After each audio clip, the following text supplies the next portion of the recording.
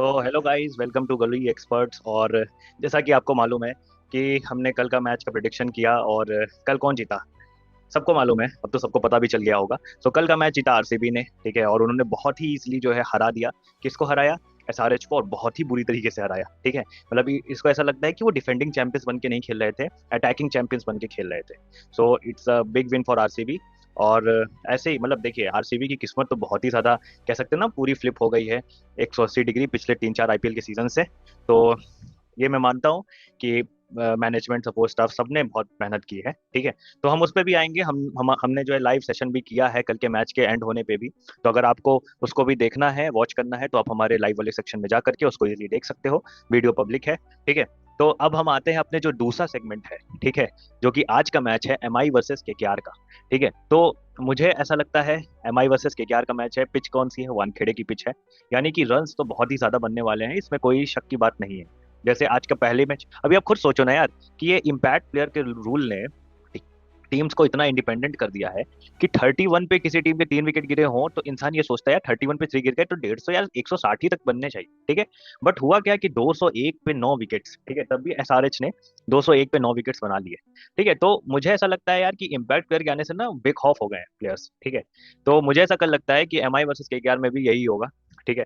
तो MI versus KKR के match के एनालिसिस पे अब हम बात करने जा रहे हैं। सबसे पहले बात करते हैं एमआई टीम की।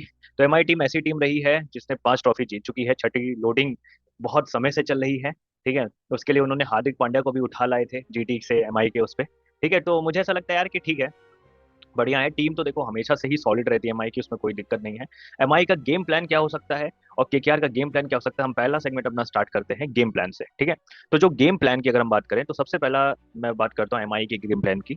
तो एमआई का जो गेम प्लान लग रहा है मुझे मुंबई इंडियंस का, वो सिंपल है, ठीक है।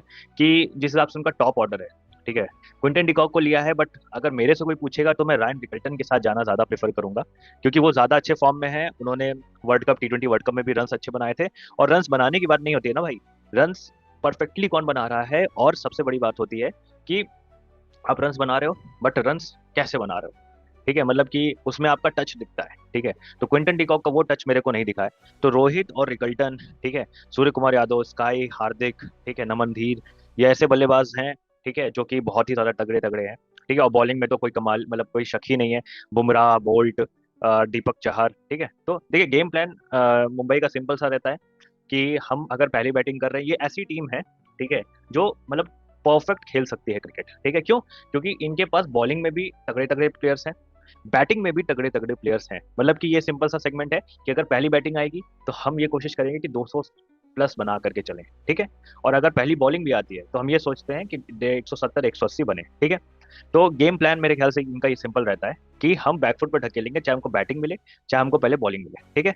तो मुझे ऐसा लगता है कि एमआई का ये गेम प्लान रहने वाला है। But on the other hand KKR की बात करें तो केकेआर ने ऑक्शन में बहुत अच्छे पैसे लेकर के वो गई थी। बट उनके लिए उतना अच्छा ऑप्शन हो नहीं पाया है, क्योंकि रीजन उसका सिंपल सा है। हर्षित राणा चोटिल हो गए, मुस्तफिजुर रहमान पे उन्होंने इन्वेस्ट किया, वो खेल नहीं सकते हैं, ठीक है। सेकंड थर्ड थिंग कि आकाशदीप भी चोटिल होकर बाहर हो गए हैं, ठीक है। तो बॉलिंग इनकी बहुत कमजोर हो गई है। तो केकेआर का गेम प्लान सिंपल होगा कि इनको मालूम है कि बॉलिंग कमजोर होने का मतलब ये नहीं है इनके पास नारायण और चक्रवर्ती हैं। बट आप ये खुद सोचो कि वरुण चक्रवर्ती का अब इतना इफेक्ट नहीं दिखा था हमको टी20 वर्ल्ड कप में। भले उन्होंने 14 विकेट्स लिए थे, बट सुपर 8 से ही वो बहुत ही ज्यादा रन लीक कर रहे थे, ठीक है। तो मुझे ऐसा लगता है कि यार ऐसा भी हो सकता है ना यार कि वरुण चक्रवर्ती को पढ़ लिया हो लोगों ने, धीरे धीरे उनकी चीजों को वो समझ रहे हो। नारायण ही एक ऐसे स्पिनर्स थे जिनको कोई नहीं समझ पाया, ठीक है। लेकिन मैं भी एक पर्सपेक्टिव मानता हूँ, मतलब कभी कभार, कि नारायण अगर टी20 के मतलब एक्टिव तो नहीं थे, एज अ एक्टिव इंडिविजुअल वो इंटरनेशनल क्रिकेट उतना खेले नहीं, ठीक है, लीग्स में खेले। तो ये ऐसा हो सकता है कि हाँ इसीलिए प्लेयर्स उनको पकड़ नहीं पाए, क्योंकि एक बहुत बड़ा रीजन होता है ये। बट मुझे ऐसा लगता है यार कि ठीक है, मतलब वो तो हमेशा से ही अच्छे स्पिनर रहे हैं।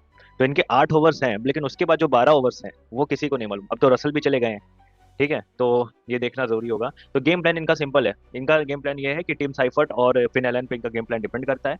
अगर ये 250 बनाएंगे या 240 बनाएंगे तो ही ये जीत सकते हैं अगेंस्ट मुंबई। वरना मुझे नहीं लगता किसी भी सेंस में कि मुंबई से जीत सकते हैं, क्योंकि इनकी बॉलिंग बहुत ही ज्यादा वीक है, ठीक है।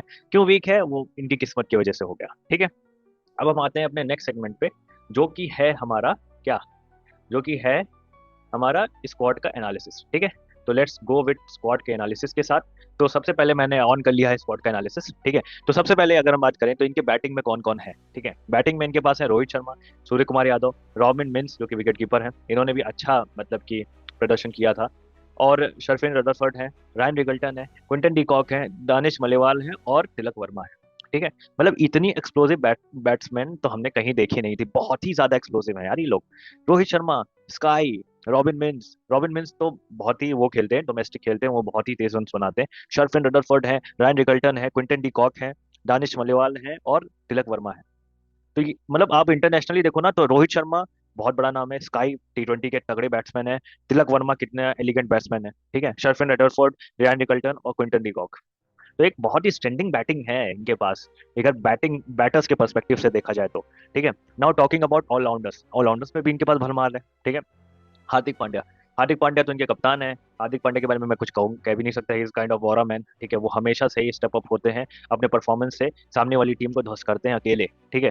तो हार्दिक पांड्या है, फिर नमन धीर है, फिर मिचेल सैंटनर है, ठीक है, राज अंगद बवा है, ठीक है, अथव अनरोलेकर है, मयंक रावत है, कॉर्बिन बॉश है, विल जैक्सन और शार्दुल ठाकुर है। जो इनके बड़े नाम है वो हार्दिक पांड्या, नमन धीर, मिच सैंटनर, शार्दुल ठाकुर और कॉर्बिन बॉश, ये पांच है, ये पांच ऑलराउंडर है, ठीक है। तो यार मतलब टीम तो इन्होंने परफेक्ट बनाई है, इन्होंने देखो है ना यार, मतलब अगर देखो तो शार्दुल ठाकुर का भी इंक्लूजन किया इन्होंने, तो ये बढ़िया काम किया मुंबई ने, ठीक है। कॉर्बिन बॉश को भी रखा हुआ है as a death bowler specialist में भी। तो टीम तो सॉर्टेड लग रही है इनकी, ठीक है। अगर हम बात करते हैं बॉलर्स की, ठीक है, तो बॉलर्स की तो कोई बात ही नहीं करनी चाहिए, ठीक है। अगर मैं बात करूं तो ट्रेंट बोल्ट, दीपक चाहर, मयंक मार्कंडे, अश्विनी कुमार, रघु शर्मा, जसप्रीत बुमराह, अल्लाह गजनफर और मोहम्मद इजहार। अगर मैं बात करता हूँ इनके बॉलर्स की तो ट्रेंट बोल्ट, दीपक चहर और जसप्रीत बुमराह, ये तीनों तो किसी पहचान के मोहताज तो है नहीं, ठीक है। इन्होंने इंटरनेशनल क्रिकेट के लिए इतना खेली है कि इनके पास एक्सपीरियंस है। बट हाँ, इस Mumbai is too dependent on Bumrah, yes, answer ये बिल्कुल सही है। क्योंकि मुझे ऐसा लगता है कि यार मुंबई की बॉलिंग तो यार मतलब देख करके ऐसा लगता है ना कि यार सामने वाली टीम को 170 तो रोक ही सकते हैं, 160 तो रोक ही सकते हैं, बट बन जाते हैं इनके 220, ये खा जाते हैं 220, ठीक है। तो they are too dependent on Bumrah. अगर बुमराह ने भी 4 में 40 दिए तो उस दिन आपको मतलब केवल ये 4 में 40 is not a very bad figure for any bowler in recent टी20s, ठीक है। ये तो कहते हैं मतलब बोलते हैं लोग कि बाल बाल बच के मार से, ठीक है। तो वो चीज ना, वो ज्यादा डिपेंडेंट है बुमराह के ऊपर, मुझे ऐसा लगता है, क्योंकि दीपक चहर ने उतना कोई अच्छा परफॉर्मेंस दिया नहीं अभी रिसेंट टाइम में। और अगर हम बात करते हैं ट्रेंट बोल्ट की, तो ट्रेंट बोल्ट भी इनएक्टिव है इंटरनेशनल क्रिकेट से। इंटरनेशनल क्रिकेट का बहुत बड़ा असर पड़ता है यार, मैं तुमको लिटरली कह रहा हूँ, ठीक है। तो इंटरनेशनल क्रिकेट का बहुत ही ज्यादा फर्क पड़ता है। इसीलिए मैं ये मानता हूँ कि यार ठीक है, मतलब मुंबई की टीम सॉर्टेड तो है, ऑब्वियस सी बात है। तो अगर इनकी हम प्लेइंग 11 बनाना चाहें, ठीक है, कल के मैच की जो स्ट्रेंथन प्लेइंग 11 है, तो मैं रखूंगा देखो रोहित शर्मा और रायन रिकल्टन से ओपनिंग कराऊंगा। तीसरे नंबर पे मैं रखूंगा तिलक वर्मा को। चौथे नंबर पे मैं रखूंगा स्काई को, ठीक है। और पांचवें पे मैं रखूंगा शर्फिन रदरफोर्ड को। छठे पे मैं रखूंगा हार्दिक पांड्या को। सतवें पे मैं रखूंगा नमन धीर को रख सकता हूँ, या तो मैं सतवें पे मिच सैंटनर को रखना चाहूंगा सतवें पे। आठवें पे मैं रखूंगा कॉर्बिन बॉश को। और नौवें पे, क्योंकि अब ऑब्वियस सी बात है कि नौवें पे मुझे ट्रेंट बोल्ट क्या, दीपक चहर। 10वें पे बुमराह। 11वें पे हमारे ट्रेंट बोल्ट हो गए। अगर आप इम्पैक्ट प्लेयर की बात करोगे तो मैंने फॉरेनर्स में कितने लोगों को लिया है, एक रिकल्टन को लिया है, रदरफोर्ड को लिया है, और एक लिया है मैंने बॉश को, ठीक है, और मिस सैंटनर को। तो मैं चाहूंगा अश्विनी कुमार की तरफ, अगर मुझे बॉलिंग में यूज करना है उसका इम्पैक्ट प्लेयर का, और बैटिंग में अगर यूज करना है तो नमन धीर है। तो ये इनकी काफी सॉर्टेड 11 है। मतलब मैं फिर से बोल देता हूँ कि Rohit Sharma and Ryan Rickelton opening. Third number is perfect for Tilak Verma. Fourth number is perfect for Surya Kumar Yadav. Fifth is for Sharfin Rutherford. Sixth is for Hardik Pandya. Seven for Mitch Santner. Eight for Corbin Bosch. Nine for Deepak Chahar, 10 for Jasprit Bumrah, 11 for Trent Boult. और अगर आपको impact player चाहिए तो नमन धीर slash Ashwini Kumar, ठीक है। So this is my team, perfect team for that particular game of M I against KKR. But मुझे ऐसा लगता है कि यार अगर मान लो, क्योंकि अभी तो ऐसा सुनने में आया है, रूमर्स है या क्या है, कि जसप्रीत बुमराह ये मैच नहीं खेल रहे हैं शायद। तो अगर जसप्रीत बुमराह ये मैच नहीं खेल रहे हैं तो उनकी जगह पे आप शार्दुल ठाकुर को ला सकते हो, अगर तो इनके पास पैसे तो बहुत ज्यादा थे पर्स में, ठीक है। तो बैटिंग में तो इनके पास बैटर्स तो अच्छे हैं, नो डाउट। अजिंक्य रहाणे है, रिंकू सिंह है, अग्रीश रघुवंशी है, मनीष पांडे है, फिन एलन है, तेजस्वी सिंह है, राहुल त्रिपाठी है, टिम साइफर्ट है और रोहमान पावल है, ठीक है। तो बैटर्स की तो इनके पास बहुत ही अच्छी है, खास करके फिन एलन और Tim Seifert, they are just incredible, ठीक है। रोहमान पावल पावल भी अच्छा हैंड दे सकते हैं। अग्रीश रघुवंशी को तो आप भूल नहीं सकते हो, ये ऐसा प्लेयर है। और रिंकू सिंह, बधाई हो भाई साहब, आप तो वाइस कैप्टन बन गए हो, ठीक है। और अजिंक्य रहाणे कैप्टन है। So as per batting perspective बढ़िया है। बस मेरे को एक चीज नहीं समझ में आई, इन्होंने राहुल त्रिपाठी को क्यों ले लिया, ठीक है। राहुल त्रिपाठी ने क्या सिग्निफिकेंट कंट्रीब्यूशन दिया कि उनको केकेआर ने ले लिया। खैर, अब ऑलराउंडर से मूव करते हैं। तो अनुकुल रॉय है, कैमरन ग्रीन है, सार्थक रंजन है, दक्ष कामरा है, रचिन रविंद्र है, रमनदीप सिंह है और सुनील नारायण है, ठीक है। तो ऑब्वियस सी बात है, कैमरन ग्रीन सबसे हाईएस्ट बाई है इस पूरे आईपीएल की, ठीक है। तो मुझे लगता है कि कैमरन ग्रीन को अब जस्टिफाई करना पड़ेगा। अगर वो जस्टिफाई नहीं करेंगे तो उनके लिए प्रॉब्लम्स खड़ी हो जाएंगी, ठीक है। सार्थक रंजन अभी अभी इन्होंने बहुत अच्छा परफॉर्मेंस दिया है डोमेस्टिक में, तो ये भी मतलब चर्चित प्लेयर हैं ये, और इनके बारे में कभी हम बात करेंगे, इनकी स्टोरी भी इंस्पायरिंग है। अनुकुल रॉय बहुत अच्छे प्लेयर हैं ये भी। रमनदीप सिंह, रैम्बो, बहुत अच्छी हिट्स लगाते हैं और ऑलराउंडर भी। इस समय इन्होंने बॉलिंग भी अच्छी कर रहे हैं थोड़ी, ठीक है। तो और सुनील नारायण के बारे में तो क्या ही कहें, ठीक है, वो तो is an incredible genius bowler, ठीक है। अब हम आते हैं इनकी बॉलिंग पे। अब यहीं पे आपको दिख जाती हैं चीजें, ठीक है, कि क्या प्रॉब्लम है, ठीक है।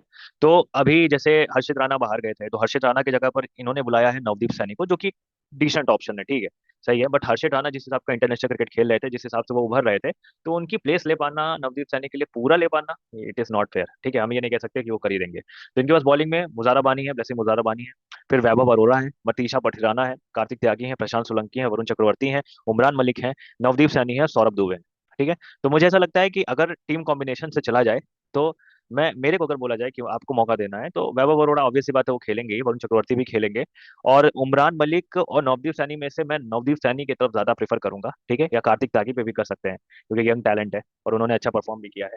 तो अब देखिए, अब ज्यादा बकवास नहीं करते हैं, सीधे इनकी प्लेइंग 11 बनाते हैं। तो प्लेइंग 11 में सिंपल है, अजिंक्य रहाणे, ठीक है। अजिंक्य रहाणे नहीं, मतलब स्टार्ट करते हैं इनसे। तो जो मेरे नजर में इनकी अच्छी प्लेइंग 11 लगती है मुझे, तो ये है फिन एलन और टिम साइफर, जो कि ओपनिंग करेंगे दोनों। थर्ड नंबर पे मैं उतारूंगा अजिंक्य रहाणे को, फोर्थ पे है अंग्रेज रघुवंशी, ठीक है। अब फिफ्थ नंबर पे मैं ये चाहता हूँ, ठीक है, कि कैमरन ग्रीन खेले, ठीक है। कैमरन ग्रीन फिफ्थ पे खेलें, या तो आप उनको फोर भी कर सकते हो, बट मेरे नजर में फिफ्थ पे, क्योंकि यार देखो, अंग्रेज रघुवंशी ऐसे प्लेयर हैं जो कि मिडिल ऑर्डर्स में बहुत अच्छा खेलते हैं। तो ये ऐसा भी कर सकते हैं कि मान लो कि फिन एलन और टिम साइफर्ट को ऊपर खिलाएंगे, तीसरे नंबर पे कैमरन ग्रीन को रख सकते हैं, ठीक है, या फिर रहाणे, और चौथे पे ग्रीन आएंगे, पांचवें पे अंग्रेज रघुवंशी आ सकते हैं, छठे पे रिंकू सिंह, ठीक है।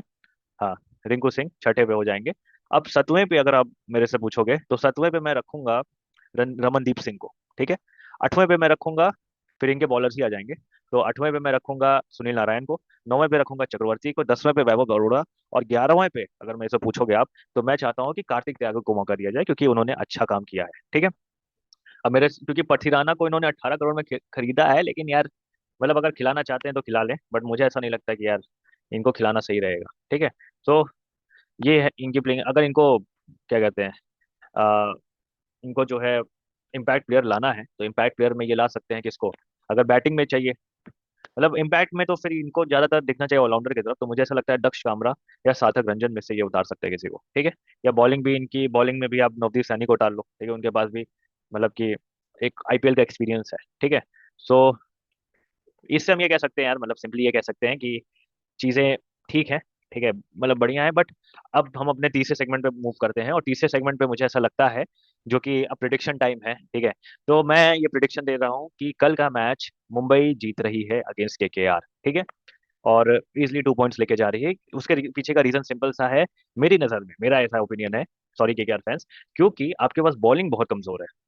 अगर आप ये सोचो कि बॉलिंग में आप नारायण और चक्रवर्ती के से आप जो है वो करा लोगे, तो ठीक है, बट उसके बाद इतना तो है कि मुंबई के जो बैटिंग लाइनअप है वो बहुत तगड़ी है, बॉलिंग भी ऐसी है कि इफेक्टिव है, ठीक है। तो मुझे ऐसा लगता है कि ये सही रहेगा। तो मेरी प्रिडिक्शन सिंपल है, मुंबई ही कल का मैच मतलब आज का मैच जीत रही है और 2 पॉइंट्स लेके जा रही है अगेंस्ट केकेआर, ठीक है। तो इसी के साथ इस वीडियो को एंड करते हैं, ठीक है। आप हमारे साथ बने रहिए, लाइक शेयर सब्सक्राइब करते रहिए, और कमेंट भी करते रहिए कि आपको कौन सी टीम लगती है जीत रही है। आप भी प्रेडिक्शन हमारे साथ पैरेलली करते रहो, और आपको मौका मिलेगा हमारे साथ वीडियो में आकर के एनालिसिस करने का, ठीक है। तो please guys, please like share subscribe, video देख रहे हो तो कर ही दो यार, ठीक है, भाई को थोड़ा तो सपोर्ट करो, ठीक है। तो थैंक यू सो मच।